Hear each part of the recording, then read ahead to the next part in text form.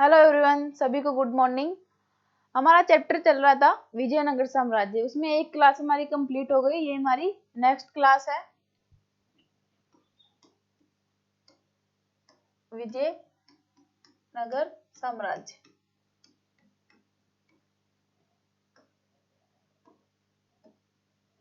इसके काफी सारे क्वेश्चन हमने कर लिए और ये आज हम देखेंगे और क्वेश्चन इसमें। फर्स्ट क्वेश्चन है हमारा, पंपा देवी कहाँ की मात्र देवी थी? पंपा देवी कहाँ की मात्र देवी थी? तो बताइए दोस्तों इसमें कमेंट करके। पहला इसमें रोमन साम्राज्य, दूसरा इसमें विजयनगर साम्राज्य, तीसरा इसमें बहमनी साम्राज्य, चौथा ऑप्शन इसमें इनमें से कोई नहीं। तो राइट आंसर बताइए इसमें देख के। विजयनगर साम्राज्य हमारा तीसरा चैप्टर है, भाग 2। तो पंपा देवी विजयनगर साम्राज्य की मात्र देवी थी। पूछ लिए कि पंपा देवी कहाँ की मात्र देवी थी, तो विजयनगर साम्राज्य की मात्र देवी थी।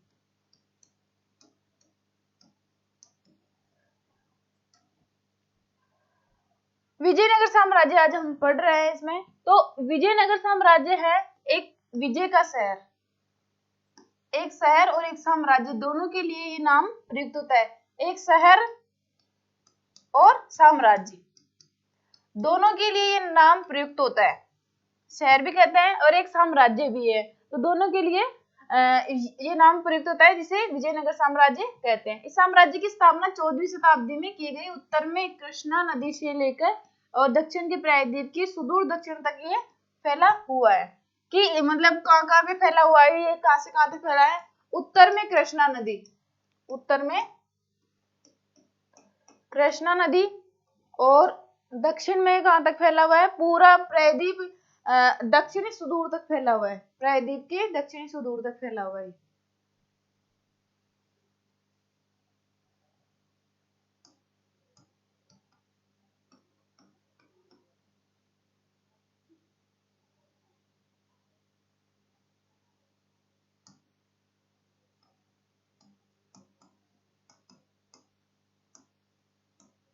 तो काफी लंबा साम्राज्य है ये, और उन्होंने इसे हम्पी नाम दिया गया है। क्या नाम दिया गया है? विजयनगर साम्राज्य को हम्पी नाम दिया गया है। और यहाँ पे हम्पी के भग्नावशेष भी हमें प्राप्त हुए हैं। इस नाम का आविर्भाव यहाँ की स्थानीय मात्र देवी पंपा देवी के नाम पे हुआ।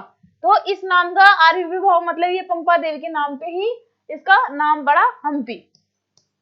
तो विजयनगर साम्राज्य एक विजय का शहर और एक साम्राज्य दोनों के लिए ये प्रयुक्त है। दूसरा इसकी मतलब विजयनगर साम्राज्य स्थापना 14वीं शताब्दी में की गई थी।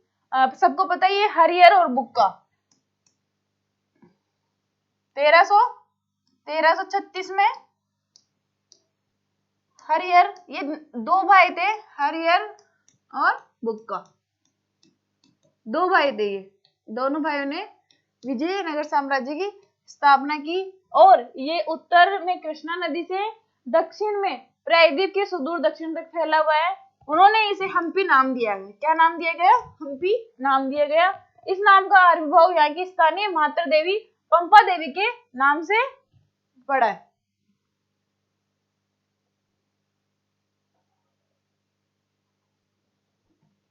ये हम्पी है। अभी हमारे 50 रुपए का नोट चलता है। 50 रुपए के नोट पे हम्पी का चित्र बना हुआ है। पूछ ले कि हम्पी का चित्र, ये पूछ लेते हैं जनरल नॉलेज में, जीके में कोई भी क्वेश्चन आता है उसमें पूछ लेते हैं नोट के बारे में भी। तो ये 50 रुपए के नोट पे हम्पी का चित्र बना हुआ है।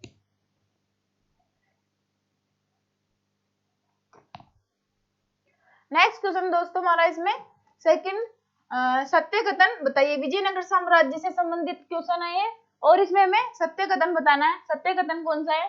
पहला इसमें, इस काल में युद्ध कला प्रभावशाली अश्व सेना पर आधारित होती थी। राज्य के लिए अरब और मध्य एशिया से घोड़े का आयात बहुत महत्वपूर्ण था। विजयनगर साम्राज्य मसालों, वस्त्रों, रत्नों के अपने बाजार के लिए प्रसिद्ध थे। व्यापारियों के स्थानीय समूह जिन्हें कुदरी चेट्टी अथवा घोड़े के व्यापारी कहा जाता था। उपरोक्त सभी बताइए दोस्तों, इसमें कमेंट करके अपना राइट आंसर बताइए, और सब पढ़ के आए, अपना एनसीईआरटी का मतलब 12वीं क्लास की किताब भाग 2 में तीसरा चैप्टर है ये, विजयनगर साम्राज्य। उसमें काफी डिटेल से दे रखा है, तो उसको पढ़ के आए फिर अपना आंसर दे। तो राइट आंसर की तरफ चलते हैं दोस्तों। इसमें राइट आंसर क्या है, इस काल में युद्ध कला प्रभावशाली ये अश्वसेना पर आधारित थी। मेन क्या है इसमें, अश्वसेना। अश्वसेना पर आधारित है। और ये अश्वसेना हमारे यहाँ पे इतनी पर्याप्त मात्रा में नहीं थे, तो मध्य एशिया और अरब से ये घोड़े का आयात किया जाता है। विजयनगर साम्राज्य के शासकों ने अरब और मध्य एशिया से, अरब व मध्य एशिया से घोड़े का आयात किया जाता था। कहां से आयात किए जाते थे, अरब और मध्य एशिया से घोड़े का आयात किए जाते थे। और विजयनगर मसालों, वस्त्रों, रत्नों के लिए, अपने बाजारों के लिए प्रसिद्ध था। यहाँ से मसालों, रत्नों आदि का मतलब निर्यात होता था विदेशों में। व्यापारियों के समूह, ये वेरी वेरी इंपॉर्टेंट है इसमें, कि व्यापारी के स्थानीय समूह को कुदरी चेट्टी कहा जाता है। इसमें घोड़े की व्यापारी कहा जाता है इनको। कुदरी चेट्टी क्या कहा जाता है, घोड़े की व्यापारी। तो ये वेरी वेरी इंपॉर्टेंट है, इसमें पूछ लेते हैं ये टर्म्स की कुदरी चेट्टी क्या है। तो एक स्थानीय व्यापारी का एक स्थानीय समूह है जिसमें क्या है, घोड़े की व्यापारी कहा जाता है। इस प्रकार हमारे इसमें उपरोक्त सभी सही है। स्क्रीनशॉट ले सकते हो इसमें। नेक्स्ट क्वेश्चन हमारा है इसमें थर्ड, ब्रिटिश प्रशासन के सुप्रभाव में आने से पहले दक्षिण भारत खराब प्रबंधन की दुर्गति से लंबे समय तक जूझता रहा। बताइए दोस्तों इसमें राइट आंसर क्या है।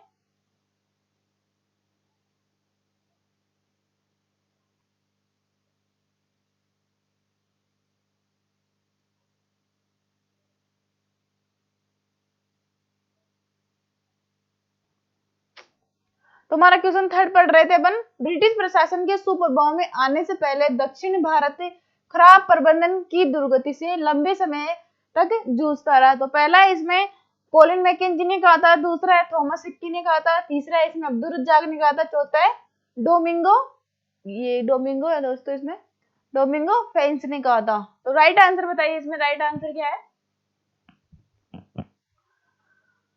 अब्दुल रज्जाक भी नहीं है दोस्तों, इसमें थॉमस हिक्की भी नहीं है, डोमिंगो फेंस भी नहीं है। इसमें राइट आंसर है कोलिन मैकेंजी। कोलिन मैकेंजी ने ही विजयनगर साम्राज्य की खोज की थी 1800 में, 1800 ईस्वी में इन्होंने खोज की थी विजयनगर साम्राज्य की।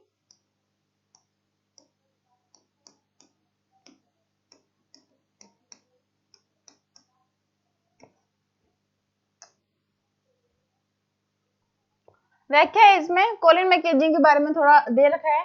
1754 में कोलिन मैकेंजी का जन्म हुआ था। ये एक अभियंता, सर्वेक्षक, मानचित्रकार के रूप में प्रसिद्धि हासिल की। 1754 में तो इनका जन्म हुआ। और एक अभियंता थे, एक इंजीनियर थे, एक सर्वेक्षक थे, एक मानचित्रकार। ये तीनों को भी कभी पूछ लेते हैं कि कोलिन मैकेंजी क्या थे, एक अभियंता थे, सर्वेक्षक थे और मानचित्रकार थे। 1815 में भारत का पहला सर्वेयर जनरल इनको बनाया गया था। कब बनाया गया था, 1815 में पहला सर्वेयर जनरल इनको बनाया गया था। हम्पी की खोज भी 1800 में मैकेंजी ने की। अभी मैंने कहा था कि मैकेंजी ने ही हम्पी की खोज, जिसको विजयनगर साम्राज्य कहते हैं, 1800 में इन्होंने इसकी खोज की थी। तो 1754 में जन्मे थे, एक अभियंता थे, सर्वेक्षक और मानचित्रकार थे। ये 1815 में भारत का पहला सर्वेयर जनरल इनको बनाया गया था। हम्पी की खोज 1800 में मैकेंजी ने की थी। नेक्स्ट क्वेश्चन दोस्तों हमारा इसमें फोर्थ, अमुक्त माल्यद किस भाषा में लिखी गई है। तो पहला इसमें तेलुगु भाषा में लिखी गई है, दूसरा है कन्नड़ भाषा में, तीसरी मराठी भाषा में, चौथा इसमें संस्कृत भाषा में। तो राइट आंसर बताइए दोस्तों इसमें। हमारे एग्जाम नजदीक ही है, 16 तारीख को इवनिंग शिफ्ट में है। सब अपना देख ले सेंटर कहाँ पे आया है। अजमेर में भी कुछ लोगों का आ रहा है, कुछ लोगों का जयपुर में आ रहा है। तो अपना देख ले कहाँ पे आया है सेंटर, और अपनी तैयारी को मतलब कंटिन्यू रखे, काफी मतलब थोड़ा टाइम दे पढ़ाई को। तो इसमें राइट आंसर है तेलुगु भाषा में। किस में है ये? तेलुगु भाषा में। किसकी है? ये कृष्ण देव राय की है। कृष्ण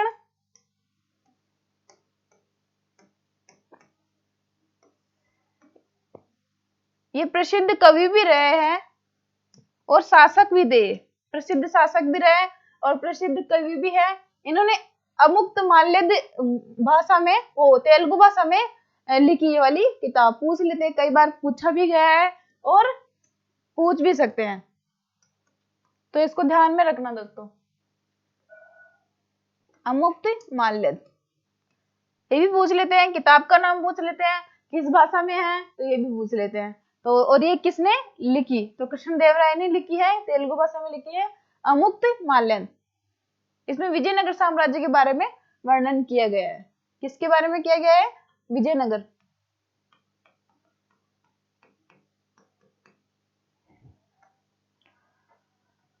विजयनगर के तुलु वंश के सबसे प्रसिद्ध शासक कृष्णदेवराय, जिनका शासनकाल 1509 से 1529 तक रहा, ने के शासनकाल के विषय में तेलुगु भाषा में, किसमें? तेलुगु भाषा में एक कृति लिखी थी। ये भी पूछ लेते हैं कि ये किस वंश से संबंधित थे? तो ये तुलु वंश से संबंधित थे। किस वंश से संबंधित है? तुलु वंश से संबंधित थे। मैंने बताया था 3-4 वंशों ने यहाँ पे शासन किया था। पहला था इसमें संगम वंश।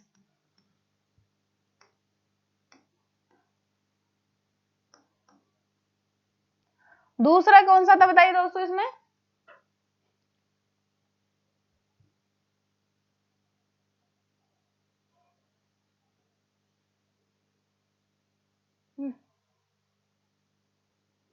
पहला इसमें संगम वंश था, फिर सुलु वंश था,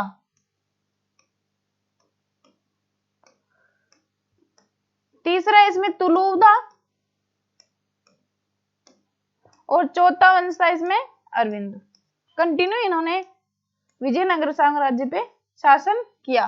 तो इनमें से पूछ ले कि कृष्णदेवराय थे वो कौन से वंश से संबंधित थे? तो तुलु वंश से संबंधित थे और इनका शासनकाल 1509 से 1529 में रहा और इन्होंने वो एक किताब लिखी जो किस भाषा में है? तेलुगु भाषा में। स्क्रीनशॉट ले सकते हो इसमें।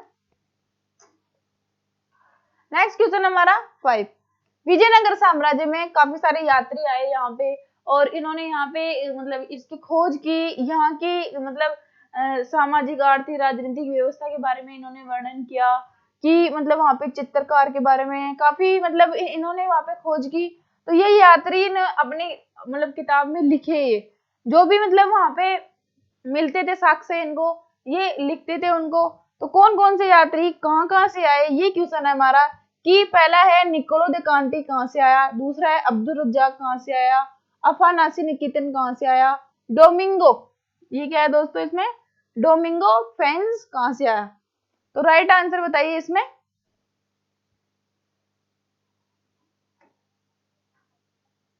राइट आंसर क्या है?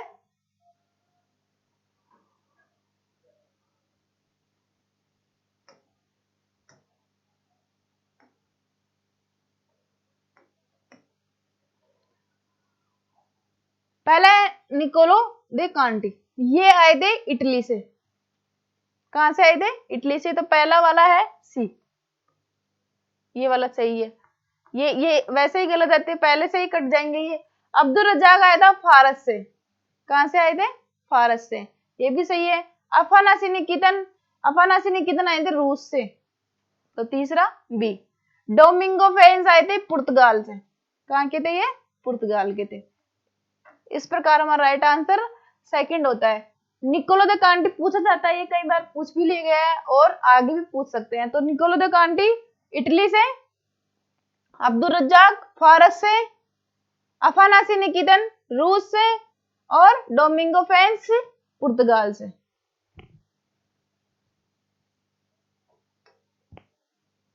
नेक्स्ट क्वेश्चन हमारा इसमें 6। ये क्वेश्चन पहले भी हो गए पर मैं रिपीट करवा देती हूँ। लोगों के अन्य आवाज छप्पर के हैं फिर भी सुदृढ़ हैं और व्यवसाय के आधार पर कई खुले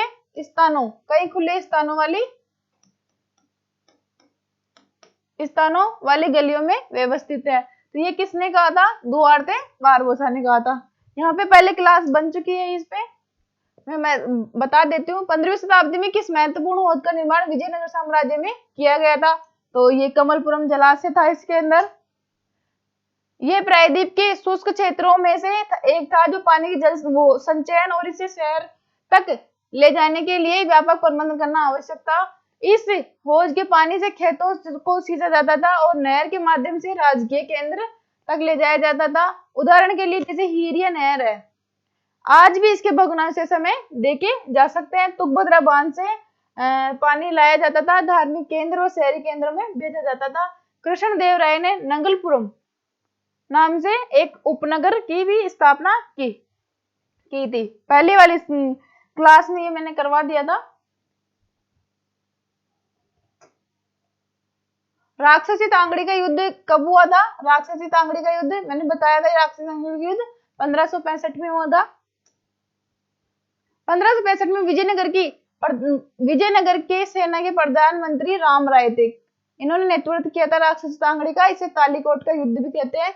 विजयनगर की सेना को बीजापुर, अहमदनगर, गोलकुंडा की संयुक्त सेनाओं ने करारी शिकस्त मिली थी, मतलब इन्होंने हराया था। इन तीनों मतलब बीजापुर, अहमदनगर, गोलकुंडा की संयुक्त सेनाओं ने विजयनगर साम्राज्य को बुरी तरह से हराया था। शिकस्त मिली मतलब हराया। 1485 तक संगम वंश का नियंत्रण, फिर सुलू वंश इसमें 1503 तक रहे और फिर तुलु वंश आए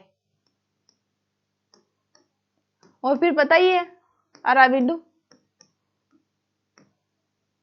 एक बार और बता देती हूँ। सबसे पहले संगम वंश था इसमें,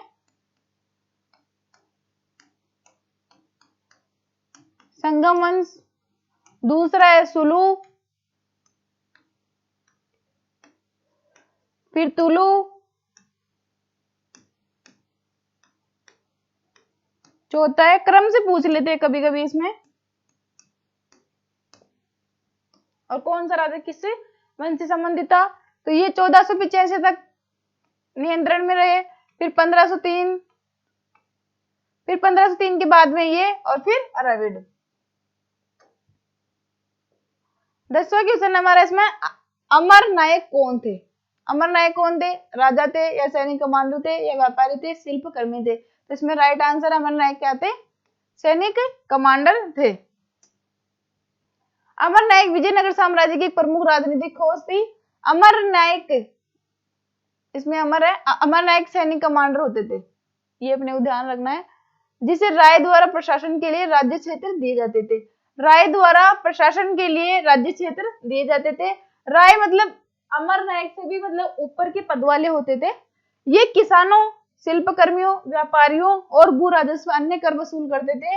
ये विजयनगर शासकों को प्रभावी सैनिक शक्ति प्रदान करने में सहायक होते थे और जिसकी मदद से उन्होंने पूरे दक्षिण प्रायद्वीप को अपने नियंत्रण में किया।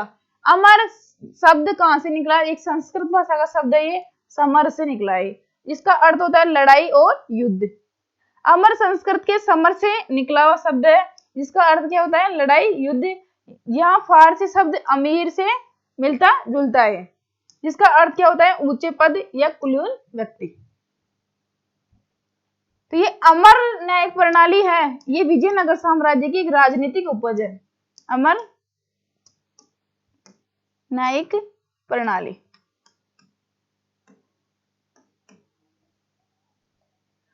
एक राजनीतिक खोज है विजयनगर साम्राज्य की। और ये क्या होते थे? ये सैनिक कमांडर होते थे और राय द्वारा प्रशासन के लिए इन्हें राज्य क्षेत्र में नियुक्त किया जाता था। ये किसानों, शिल्पकर्मियों, व्यापारियों से भू राजस्व और अन्य कर वसूल करते थे। क्या करते थे? किसानों, शिल्पकर्मियों, व्यापारियों से वसूल करते थे और राजा को देते थे। और विजयनगर के शासकों को मतलब प्रभावी सैनिक शक्ति भी प्रदान करते थे। कोई भी युद्ध होता था तो ये युद्ध के लिए अपने राजा को सैनिक शक्ति प्रदान करते थे और जिनको मदद करते थे। इनकी वजह से ही पूरे दक्षिणी प्रायद्वीप को अपने नियंत्रण में रखा था। अब है अमर शब्द संस्कृत भाषा के समर से निकला है। अमर शब्द संस्कृत भाषा के समर से निकला है, इसका अर्थ होता है लड़ाई, युद्ध।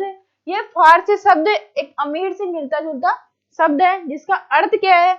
ऊंचे पद या कुलीन व्यक्ति।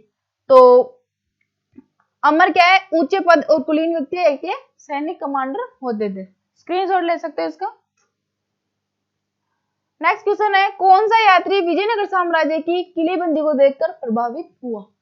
मतलब विजयनगर साम्राज्य में अपने मतलब सुरक्षा की दृष्टि से पूरे विजयनगर साम्राज्य को मतलब पूरा किले को घेर रखे थे, पूरा किला नुमा किले के बाहरी तरफ दीवार बना रखे थे ताकि सुरक्षित हो सके। शत्रुओं से सुरक्षा के लिए उन्होंने अच्छी तरह से किलेबंदी कर रखी थी। तो एक यात्री है जो इस किलेबंदी को देखकर बहुत ही प्रभावित हुआ, तो वो कौन सा यात्री है? राइट आंसर बताइए दोस्तों। इसमें पहला है इसमें अब्दुल रज्जाक, दूसरा है इसमें निकोलो द गांटी, तीसरा है कॉलिन मैकेंजी, चौथा इसमें इनमें से कोई नहीं। तो बताइए दोस्तों इसमें राइट आंसर क्या है? ये भी नहीं है इसमें, ये भी नहीं है, ये भी नहीं है। इसमें राइट आंसर है अब्दुल रज्जाक, जो कहाँ का था? फारस का। और कब आया था ये? 15वीं शताब्दी में। 15वीं शताब्दी में अब्दुल रज्जाक विजयनगर साम्राज्य फारस से ये आए थे।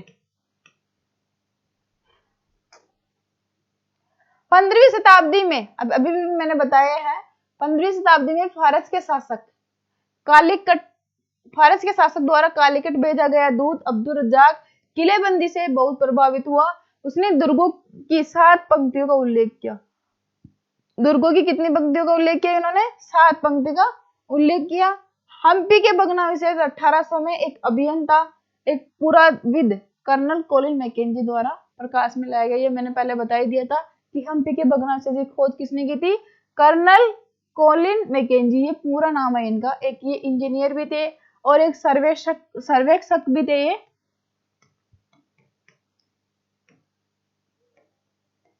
और मानचित्रकार भी थे।